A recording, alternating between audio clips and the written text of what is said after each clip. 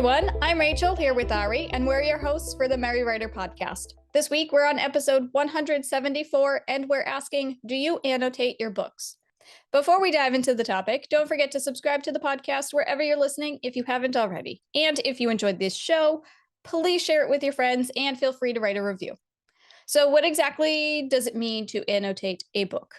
It's also known as close reading, and annotating a book helps readers comprehend the text. They can recall certain events and react to pieces of the story. It's kind of similar to how beta readers make comments as they read. So annotating a book includes underlining, highlighting, making notes in the margins, or drawing pictures, all within the pages of the book.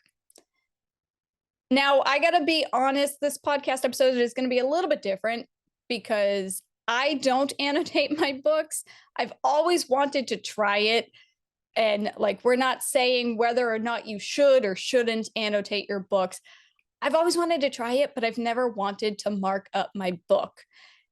And there's a reason for that. One of the reasons is that I'm not good at drawing. My handwriting is chicken scratch. So I feel like if I marked up my books, I would look back at it later and be like, oh, this is so ugly. I have to say, thinking back, I have annotated books when I was in college, and I did English Lit and Lang. In the English language course I did, they kind of made you annotate books, and I felt deeply uncomfortable drawing on a book. It's up there with bending the page over or breaking the spine. It's a no-no, and it really hurt me. But it was kind of a necessity. You had these certain books that were gave to you, and it was just scribble all of them, make highlight bits, make your notes. And yeah, actually it did look messy, and sometimes you're trying to write and sometimes the margins are really small and you're trying to write in the margins, and then you realize it's too big for the margins, so then you sort of post-it note in the middle of it, and then you pull it off and it rips the page because the post-it note's too friggin' sticky. But yeah, it's hard to get past the part of you, if you're like me, where it's like, don't damage the book. So the fact that someone's like, yeah, just write in it, it's like, no, I can't do that.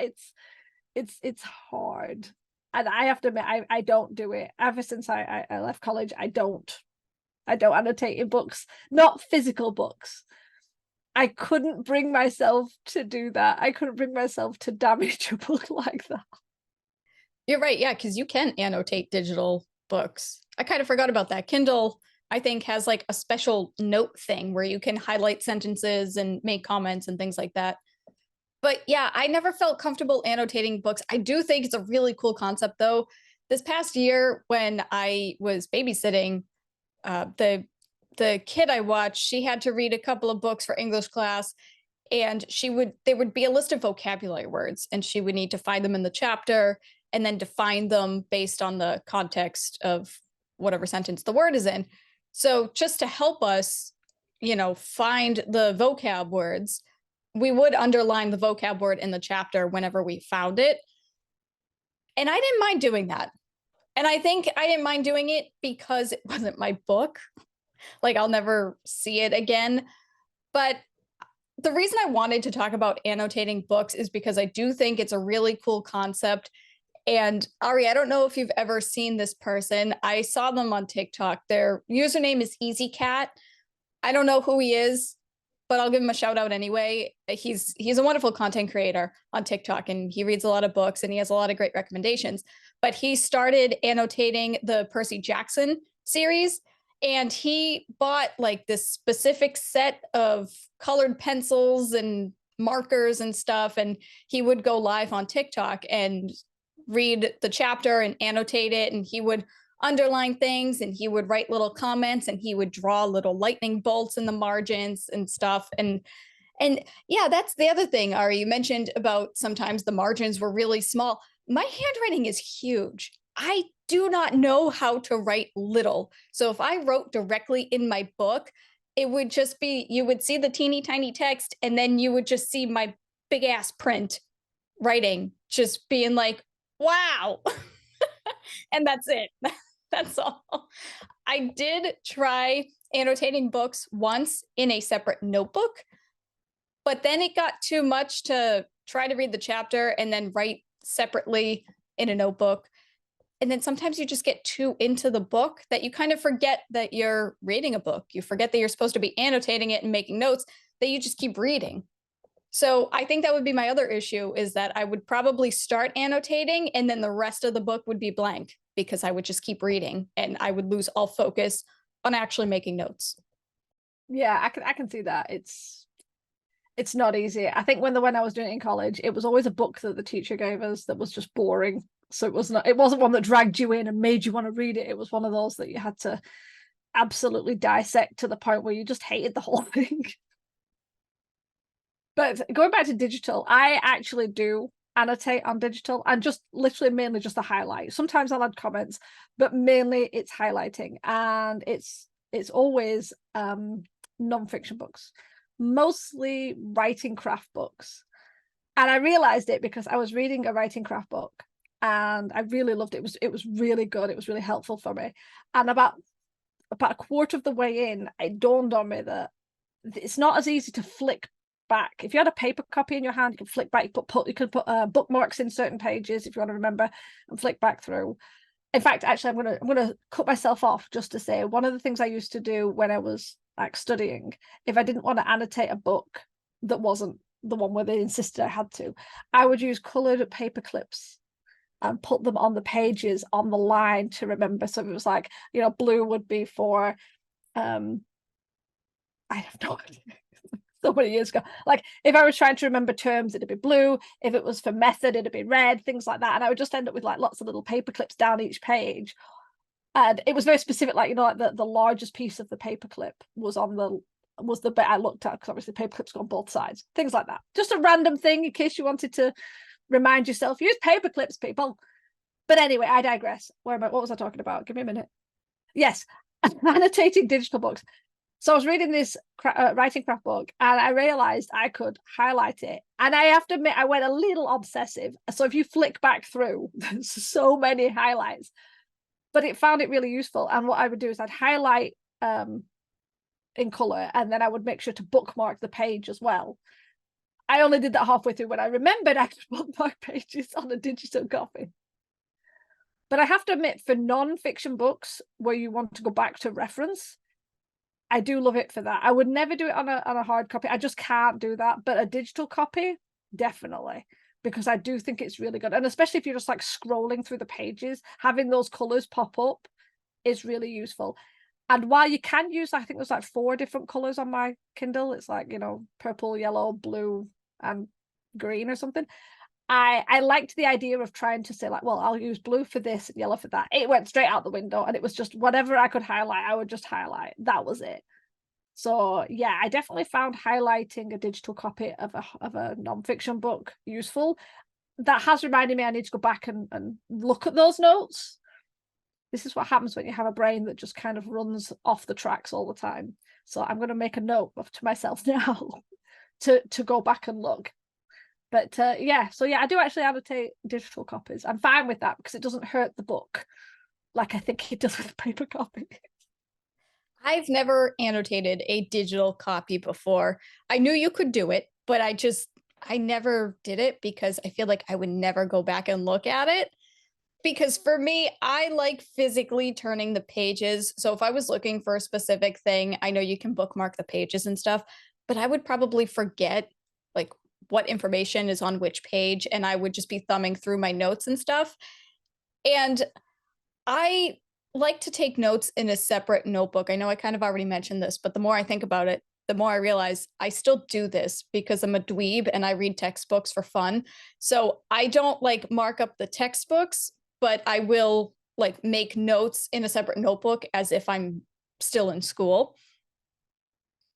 And if I do need to bookmark something within the book, whether it's nonfiction or a textbook or a writing craft book, or even if it's like a fiction novel, I've never thought to use paper clips before, which I find funny that you use paper clips because that you would think that would wrinkle the pages, and you don't like bending the spine or anything like that. So it's kind of funny to me that you would willingly wrinkle the paper. But anyway, I've always used Post-it notes. I've always used like the Post-it note tabs, and those would of course be color coded because you can't do anything if it's not color coded. But I have recently discovered transparent Post-it notes. Have you ever seen those? I have. I've never had them. I've never bought them. I've seen them online and I was like, that is so clever. Yes, I can't find them anywhere and I really, really want to use them, but I can't find them anywhere. And it's driving me nuts because I have seen people use them like on TikTok and stuff, and they will make little drawings on the transparent Post-it notes and put that in their book. Or if they need to highlight a sentence, they'll put the Post-it over the sentence and they'll trace the text. And I'm like, that's so cool. It looks great. I want to do that. I can't find them. And it makes me sad. Go back to the paperclip incident that you mentioned. I found there are different types of paper clips. If you use like a really aggressive, like metal ones, they will massively wrinkle the pages. If you use the more gentle paper clips, I can't think of another term for them, like soft paper clips. Well, they're like coated in plastic, right? There's the color-coded ones. plastics, and then there's another one that's they're a bit like, I can't explain them. They're so gentle. They're very fine. They're colored, but they're very fine. Sometimes they have little pictures of like little face on them, and you sort of slide them on there. Yes, I guess they still do a little bit of wrinkling, especially if you have lots and lots of them. But I will take a little bit of wrinkled paper over writing on a book. So, but yeah, it does hurt me a little bit. It does hurt me a little bit, but I can manage that over, highlighting on a book and then going, oh, I didn't mean that. Well, that's the other thing too. I feel like this would probably just be a me issue, but if I tried to highlight something or draw inside the book with specific markers or something like that, I would probably choose markers that bleed.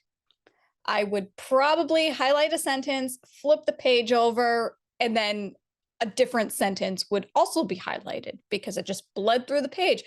Probably because I never grew out of this. You know how like when little kids write, they press down so hard with their pencils and stuff? I still do that. So if I tried highlighting something, it would bleed through the next 20 pages, like if I'm going to be completely honest. This episode went like in a complete different direction. It's the fact we're talking about annotating books and neither of us really annotate. No. It's like I do it digitally and I remember feeling trauma from doing it in college. And you don't annotate. It's like, this is the best episode we could talk about. But then again, it's not about us. We're talking about it to find out what our listeners do. That's the whole thing, right? Yeah, I think so. That's why we did a podcast, right? We started a podcast in the first place. We care about you guys. Actually, it's because we were bored during the pandemic. That's why we started it. But we were also really sick of Twitter. We were. And to be honest, it's been 2 years, 3 years? Coming up on 3 years. Oh, it is 3 years. Yeah. Well, by the time this episode comes out, it'll be like 3.5, I think, right? Yep. If I'm doing math right. I don't know. But yeah, anyway, we love you guys. If you do annotate your books, we would love to hear about it because we're really curious how you go about annotating your books and how you started annotating your books, why, and all that fun stuff. We obviously can't answer that question because neither one of us annotate our books, and now you know why. We're little perfectionists with our reading material, apparently. So please let us know. Do you annotate the books you read? And we'll chat about it in the comments because that's fun. Remember, we release a new episode every Wednesday. Next week, we're discussing writers and perseverance with a special guest. So to ensure you don't miss it, don't forget to hit the subscribe button on your way out if you're not already subscribed. As always, thanks for listening to the Merry Writer Podcast. We'll see you next week. This podcast is brought to you by Writer's Block. We hate our brains. The music titled Inspired is by Kevin MacLeod, licensed under Creative Commons 4.0.